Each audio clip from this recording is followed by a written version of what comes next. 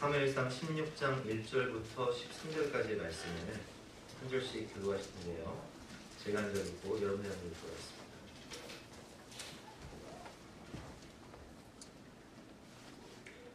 여호와께서 사무엘에게 이르시되 내가 이미 사울을 버려 이스라엘 왕이 되지 못하게 하였거늘 내가 그를 위하여 언제까지 슬퍼하겠느냐. 너는 불에 기름을 채워 가지고 가라. 내가 너를 베들레헴 사람 이새에게로 보내리니 이는 내가 그의 아들 중에서 한 왕을 구하느니라 하시는지라. 사무엘이 여호와께서 이르시되 사울이 너를 죽이시리라. 여호와께서 이르시되 너는 한 송아지를 가져다 내가 여호와께서 지사에게 가져가고 이새를 지사에 치워라. 내가 내게 행한 일을 가르치리니 내가 내게 알게 하는 자에게 나를 위하여 기름을 부을지니라. 사무엘이 여호와의 말씀을 행하여 베들레헴에 성전을 위하여 베들레헴에 평강을 위하여 오시나이다. 이르되 평강을 위함이니이다. 내가 여호와께 제사하러 왔으니 스스로 성결하게 하고 와서 나와 함께 제사하자 하고 이새와 그의 아들들을 성결하게 하고 제사에 청하니라. 그때 사무엘이 엘리야를 보고 마음에 이르되 여호와의 여호와께서 사무엘에게 이르시되 그의 용모와 키를 보지 말라. 내가 이미 그를 버렸노라. 내가 보는 것은 사람과 같지 아니하니 사람은 외모를 보거니와 나 여호와는 중심을 보느니라 하시더라.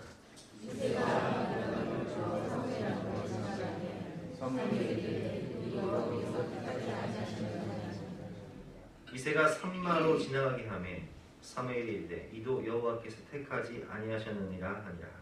이새가 그의 아들 모두를 다 사무엘에게로 지나가게 하매 사무엘이 이새에게 이르되 여호와께서 이를 택하지 아니하셨느니라. 또 사무엘이 이새에게 이르되 내 아들들이 다 여기 있느냐. 이새가 이르되 아직 막내가 남았는데 그는 양을 지키나이다. 사무엘이 이새에게 이르되 사람을 보내어 그를 데려오라. 그가 여기 오기까지는 우리가 식사 자리에 앉지 아니하겠노라.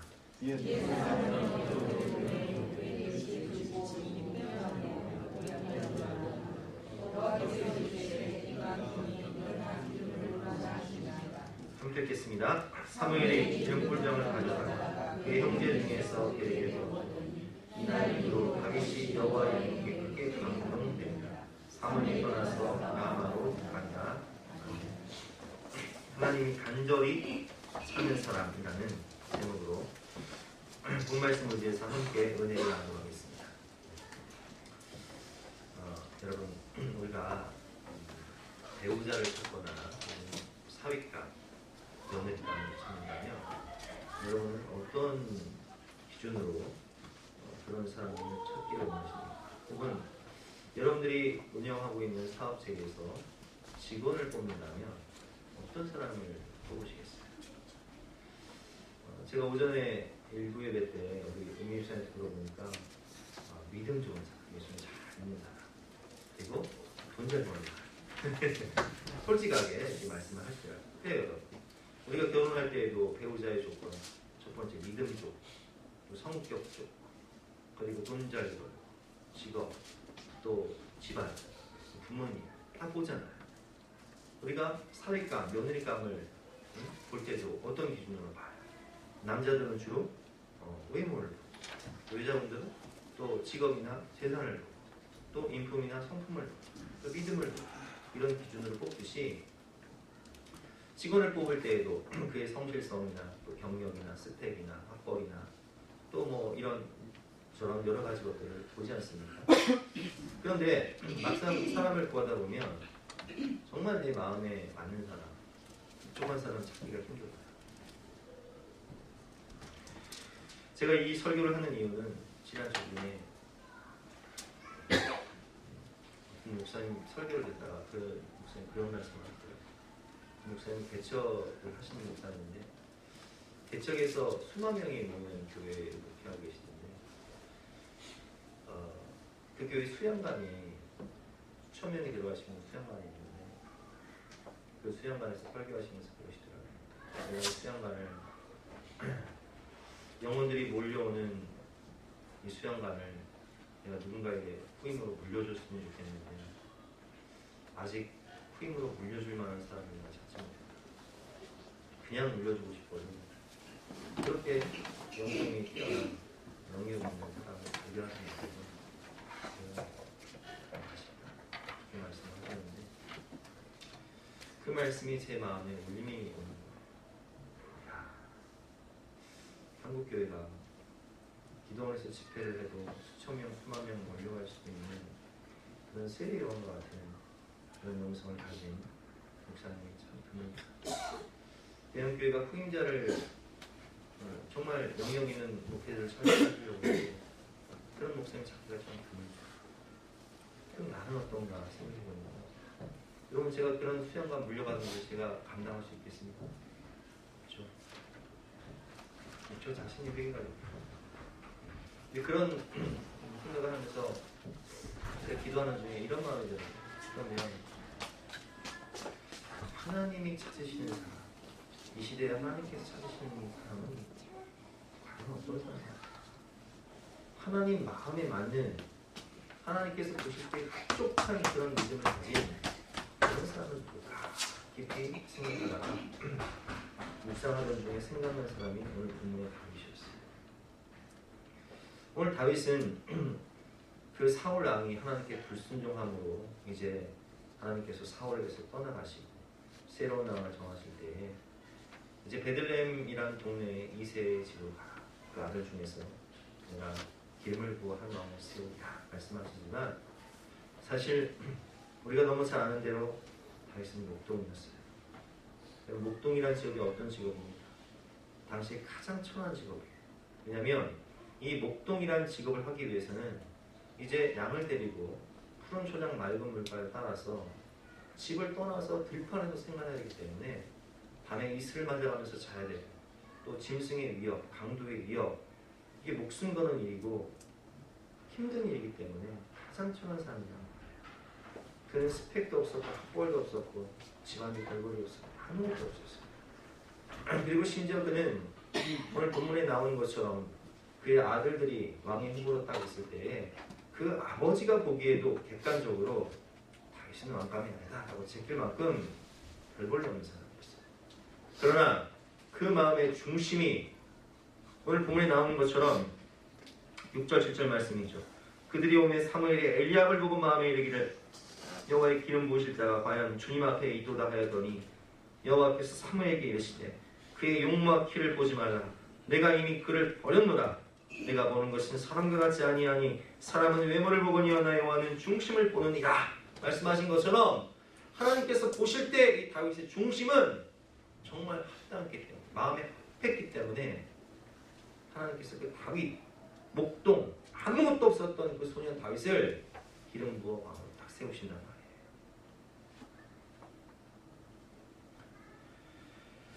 여러분 우리는 오늘 이 말씀을 통해서 사실 이 설교는 저 자신에게 하는 설교입니다.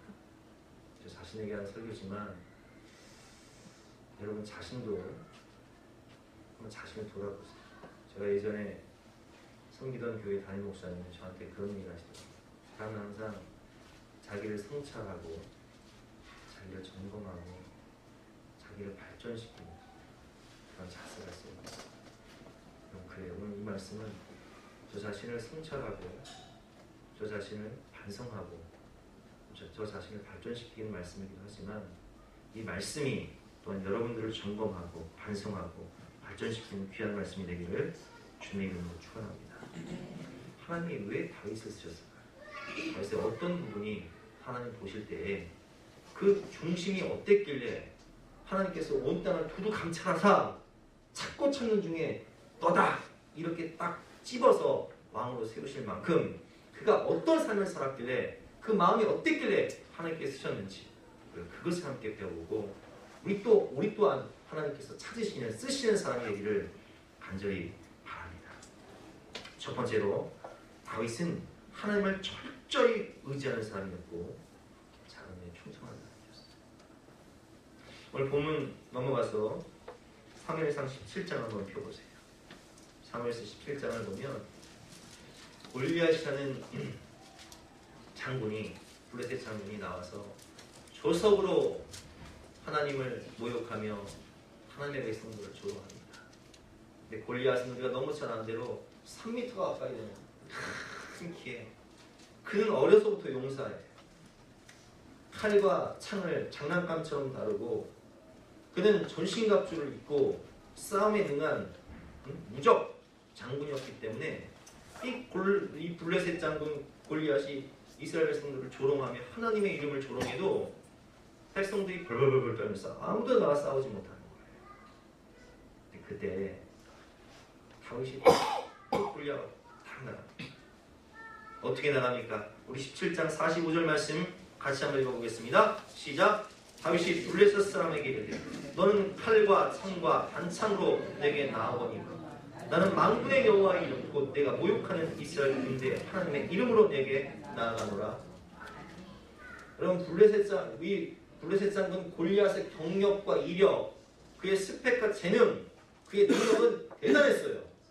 지금으로 말하면 학벌, 경력, 집안, 용모, 신장 게임이 안 되는 사람이에요. 능력자 중에 능력자예요. 그러나 다윗은 오늘 무엇을 의지해서 나갑니까? 너는 칼과 창과 단창으로 내게 나아오니와. 많은 사람들이 군대를 의지하고 마병을 의지하고 마을의 숫자와 군사의 숫자를 의지하고 칼과 창과 단창으로 전쟁을 하는 줄 알지만 나는 만군의 여호와의 이름을 의지하여 이스라엘 하나님의 이름으로 기합해 나간다는 거예요. 여러분, 이 시대의 많은 사람들은 뭘 의지했습니까? 군대의 숫자가 얼마냐? 그 무기가 어떠냐? 전차가 몇 대냐? 마병의 수가 얼마냐? 기마병이 몇 명이냐? 칼과 창과 단창으로 그것을 기준 삼아 전쟁에 나갔습니다. 그런 기준으로 나가니 아무도 못 나가죠. 이스라엘 백성들이 벌벌 떠는 거예요. 하나님의 백성들이 벌벌 떠는 거예요. 하나님이 보실 때 마음이 너무 답답했어요. 근데 그때 나는 하나님을 의지하고 만군의 여호와의 이름으로 나가노라 당당히 나가는 이 다윗을 보실 때 하나님 마음이 그냥 시원하십니다. 47절 말씀이죠. 또 여호와의 구원하심이 칼과 창에 있지 아니함을 이 우리에게 알게 하리라. 전쟁은 여호와께 속한 것인지 그가 너희를 우리 손에 넘기시리라 하며 당당히 나아가니 그가 사울이 준 그 갑옷 탁 벗어버리고 나는 이런 거 필요 없습니다. 내게 맞는 것까지 만군의 여호와 이름으로 나가겠습니다. 그리고 물매를 탁 가지고 나가는 거예요. 그리고 물매를 얹을 때 하나님께서 다윗의 손을 붙잡아서 그 돌을 그냥 골리앗의 이마에 탁 박아버리니 골리앗이 한 방에 쓰러져 버린다.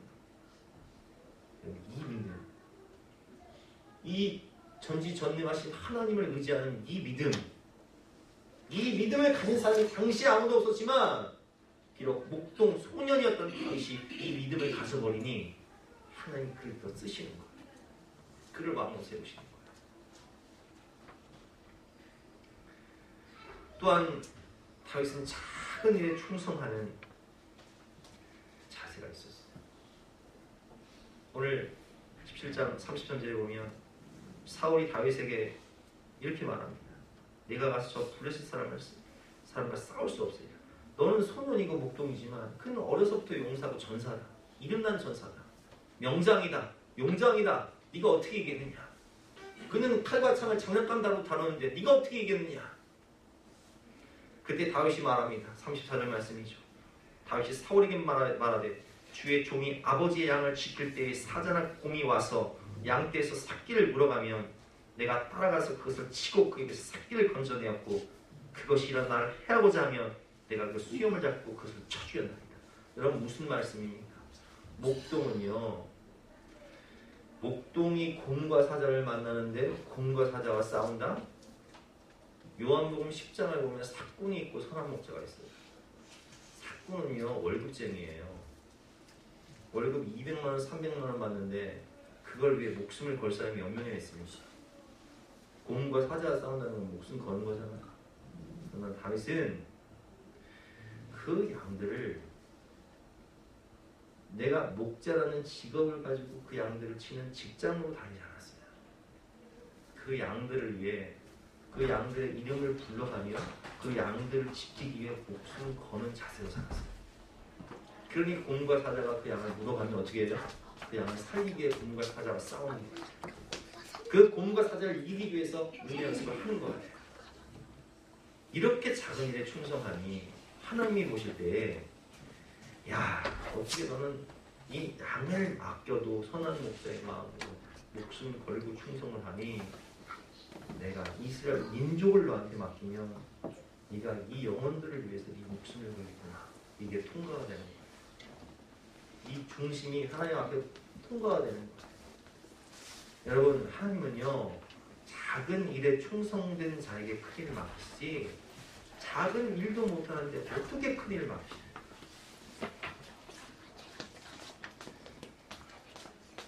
37절 말씀이죠. 또 다윗이 이르되 여호와께서 나를 사자의 발톱과 곰의 발톱에서 건져내셨으니 나를 이 블레셋 사람의 손에서도 건져내시리이다. 사울이 다윗에게 이르되 가라. 참 대단한 거야. 너희 믿음과 용기가 대단한 거야. 가라. 여호와께서 너와 함께 계시기를 바라라. 보이잖아.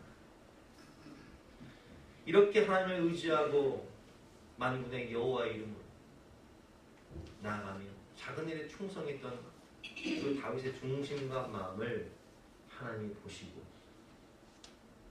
너무 마음에 맞아버리니까 그냥 이스라엘 왕을 시키십니다.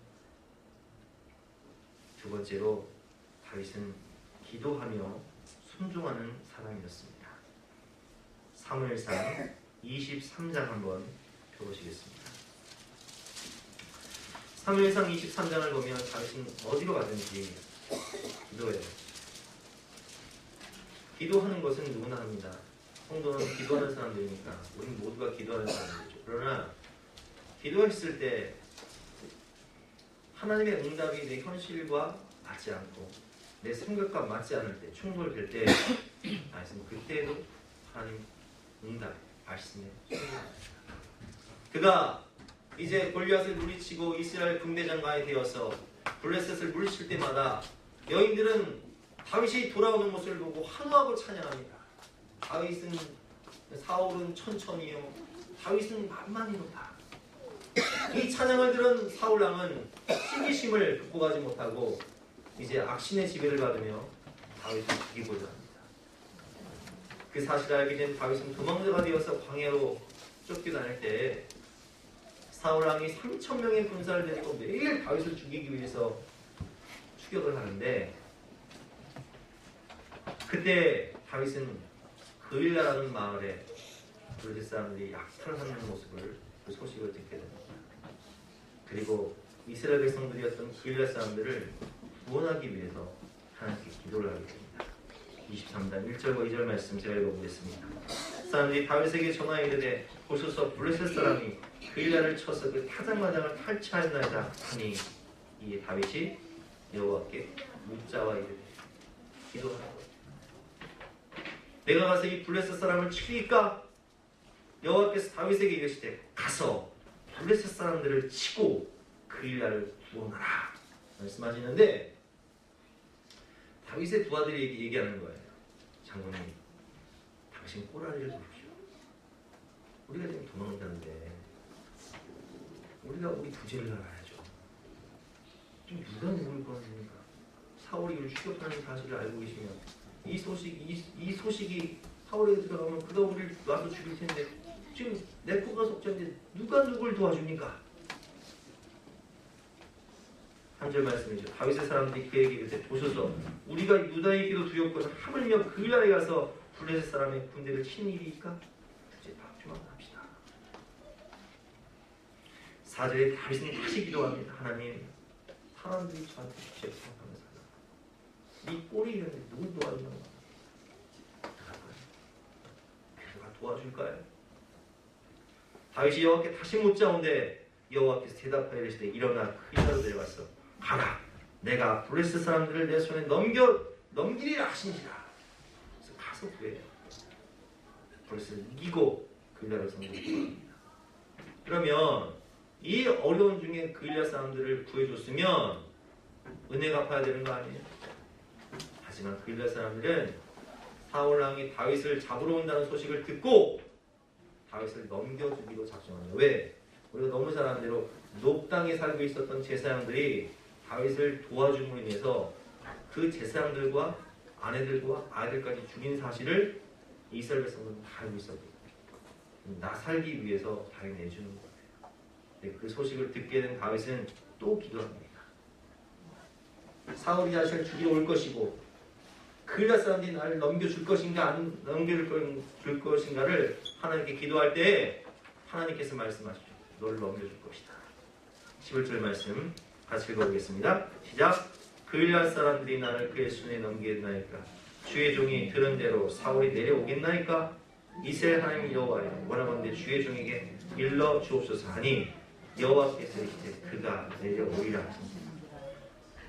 그리라 사람들이 너를 넘겨줄 것이다. 그가 내려올 것이다. 그러나 당신은 그리라 사람들에게 복수하지 않아. 배운 망덕한 것들 하면서 복수하지 않아. 조용히 살아.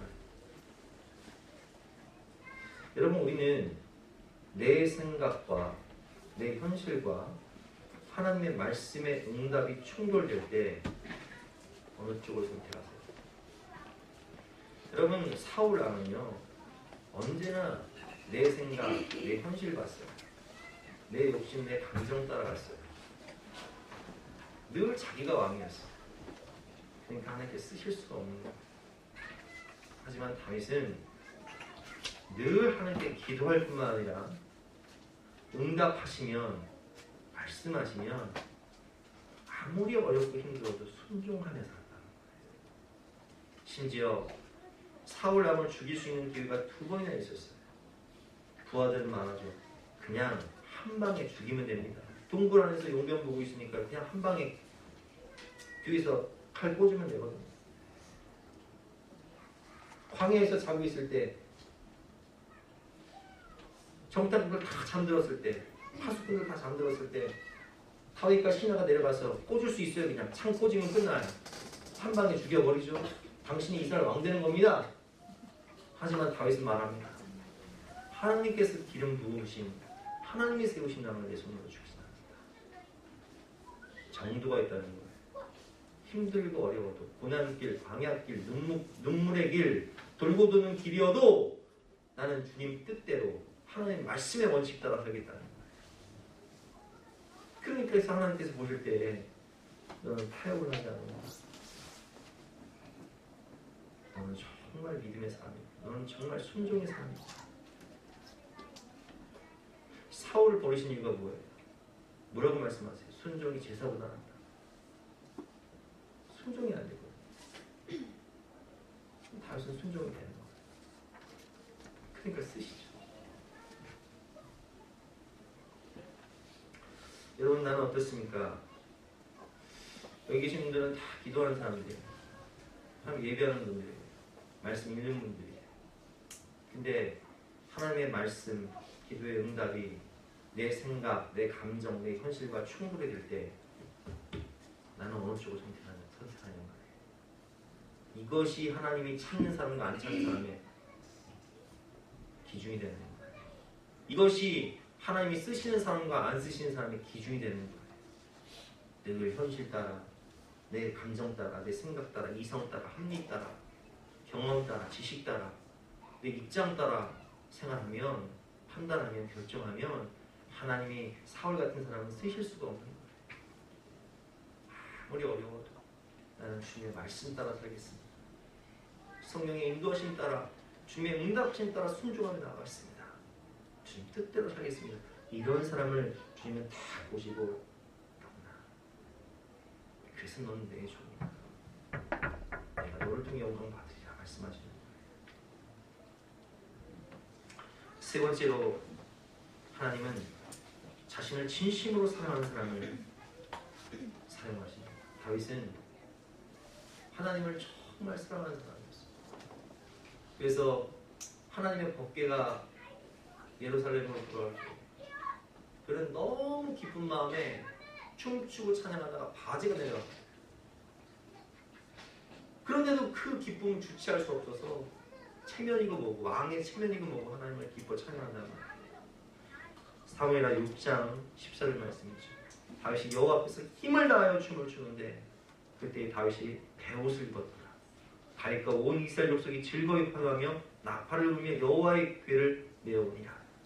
여호와의 궤가 다윗 성으로 들어올 때 사울의 딸 미갈이 창으로 내다보다가 다윗 왕은 여호와 앞에서 뛰놀며 춤추는 것을 보고 심중의 그를 업신여기니라. 여호와의 궤를 메고 들어가서 다윗이 그것을 위하여 친 장막 가운데 또 준비한 자리에 그것을 두매 다윗이 번제와 화목제를 여호와 앞에 드립니다. 여러분, 다윗이 얼마나 하나님께 예배드리고 찬양하고 주님 곁에 나가는 걸 좋아했냐면 시편에 보면 내가 내 궁전 백향목 궁정에 사는 것보다 여호와의 전 문지기로 사는 게 좋습니다. 눈만 뜨면 다 예배드리고 찬양하는 거.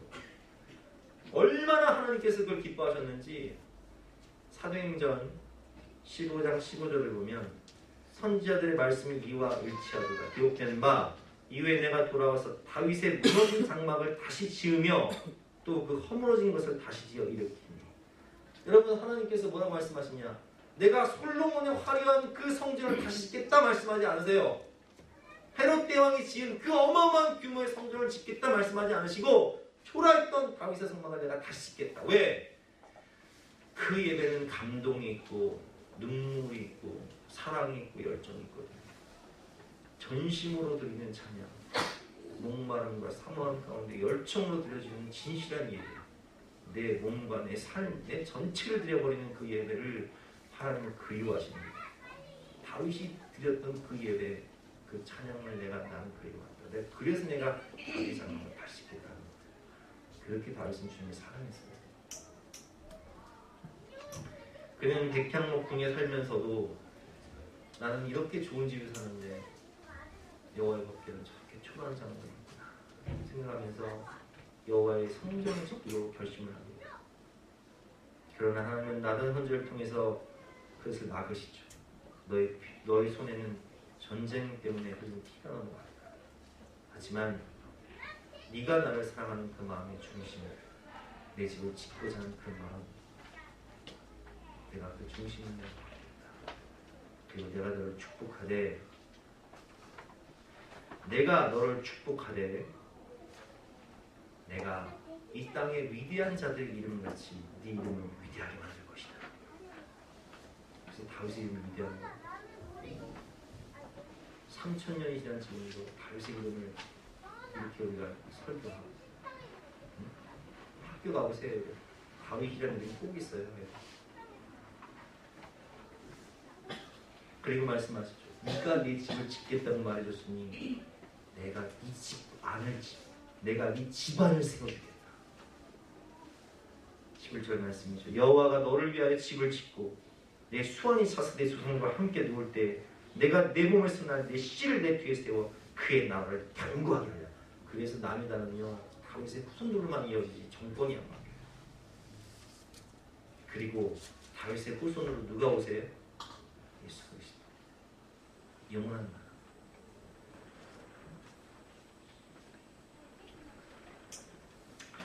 이런 사람이 있을까요? 이 시대에 이런 사람이 몇 명이나 있을까요? 여호와의 눈은 온 땅을 두루 감찰하사 전심으로 하나님을 향하는 자에게 능력을 베푸시는데 칼과 창과 단창을 의지하듯이 세상의 물질과 학위와 학벌과 지식과 스펙과 이런 것들만 의지하고 있는 사람만 하나님께서 간절히 찾는 이 믿음의 사람, 이 사랑의 사람, 이 순종의 사람, 이런 사람이 있을까? 누가복음 18장을 보니까 주님께서 탄식하시며 말씀하십니다. 내가 이 세대에서 이런 믿음을 보겠느냐? 내가 이 시대에서 이 세대에 그런 믿음을 보겠느냐?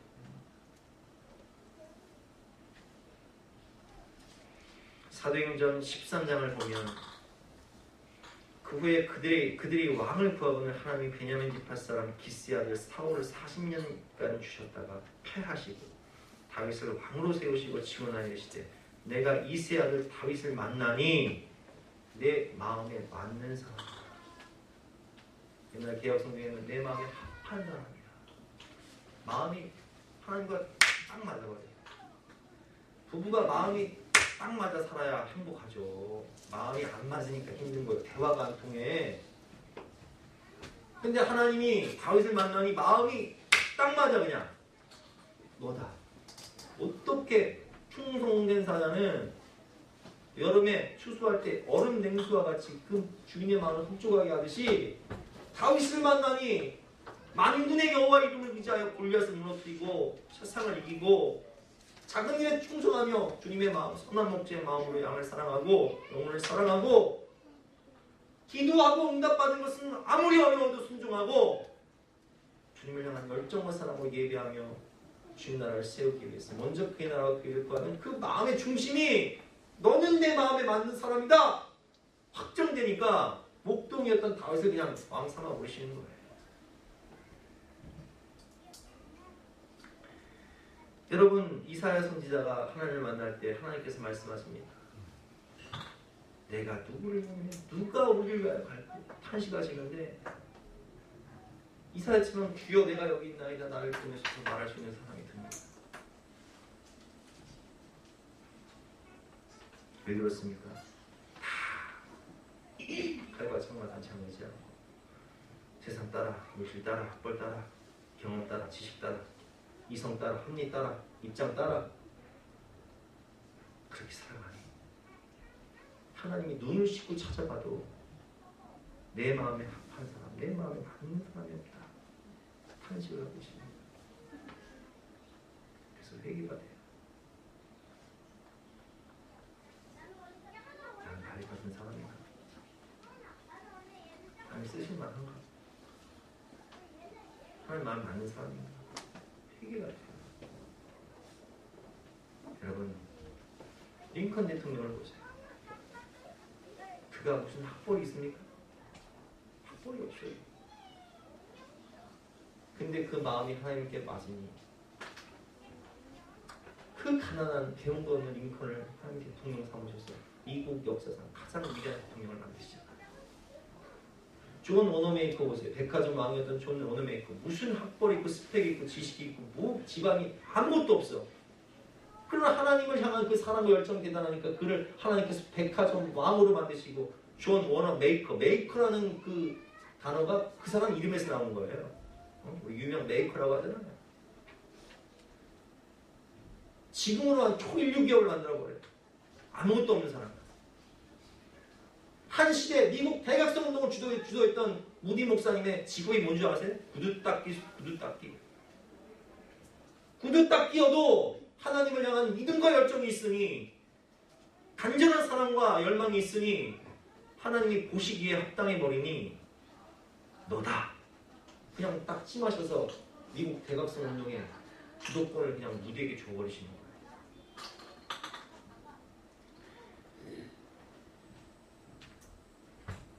중심이 통과되면 하나님께서 보실 때 그 중심이 통과되면 하나님이 우리를 링컨처럼 존 워너메이커처럼 사무엘처럼 무디처럼 다윗처럼 쓰실 텐데 중심을 통과되는 사람이 많지 않아요.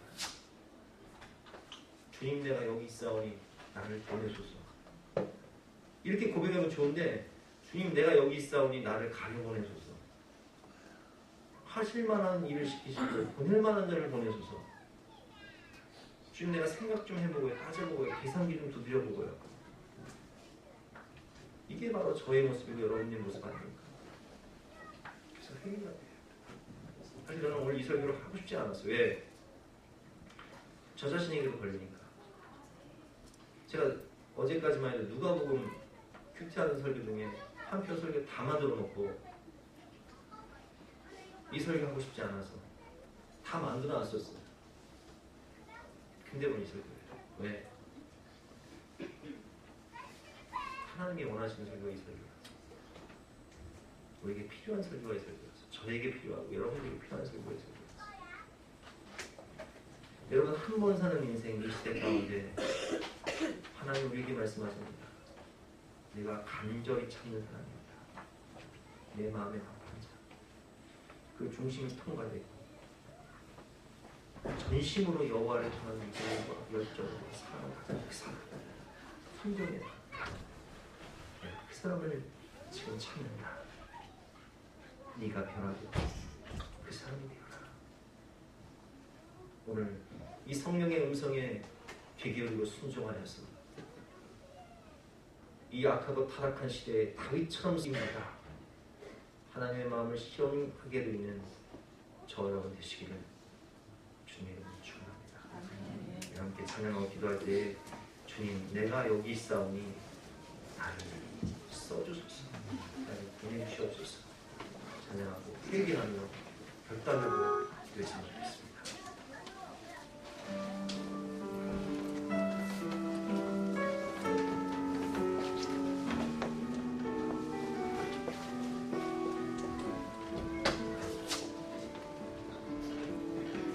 주님 내가 여기 있사오니 나를 보내소서. 나의 맘 나의 몸 주께 드리오니 주 받으옵소서.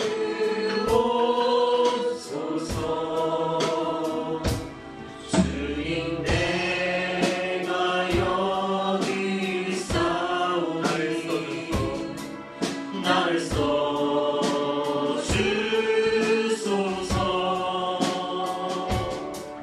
가진 것 모두 다 주께 드리오니 주 받으옵소서.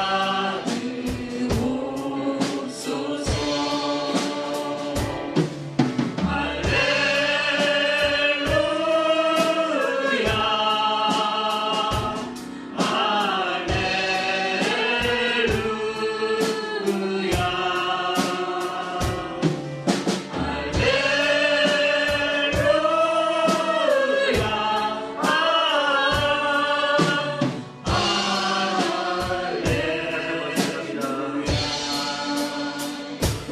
주님 내가 여기 있사오니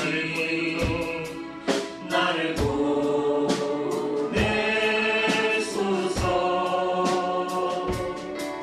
나의 맘 나의 몸 주께 드리오니 주 받으옵소서.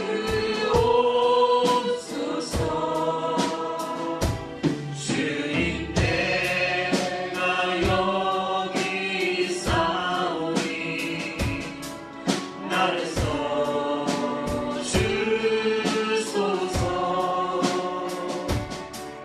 가진 것 모두 다 주께 드리오니 주 받으옵소서.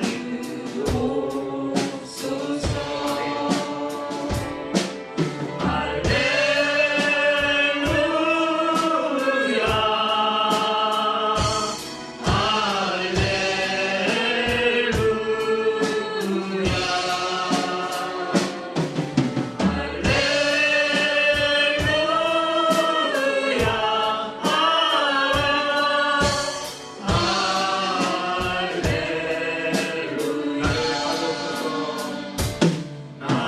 받으옵소서.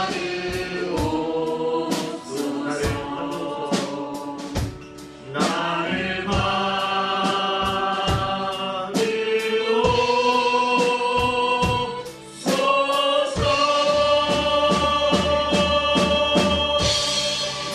간절한 마음으로 회개하며 떠나가시겠습니다.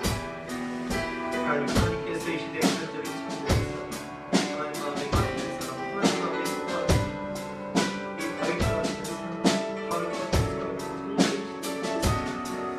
하나님께서 눈을 씻고 찬양하는 그 사람, 내가 누구를 보내며 누가 우리를 위해 별것 하니 하시는 주의 마음, 아버지 그 마음 우리 마음속에 깨달아 그 마음에 울리는 우리 속에 깨달아서 주여 나를 보내소서. 내가 여기 있나 용감하게 다윗처럼 남문의 여호와의 이름을 부르는 자를 나갈 수 있는 하나님 우리가 하나님 말씀에 순종하고 성령의 결정과 꿈을 가지고 당황하는 영혼을 주님께 인도할 수 있도록 하나님의 시대에 쓰임받을 수 있도록 하나님 마음에 합한 자가 될 수 있도록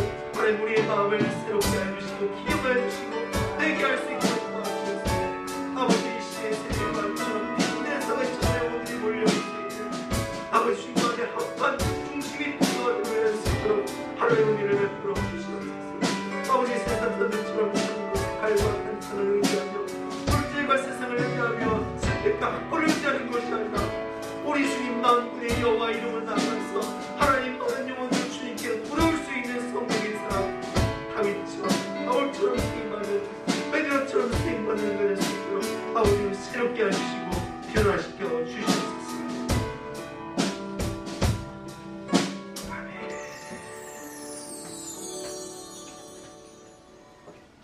우리 다 같이 결단 찬송 314장을 함께 찬송하겠습니다.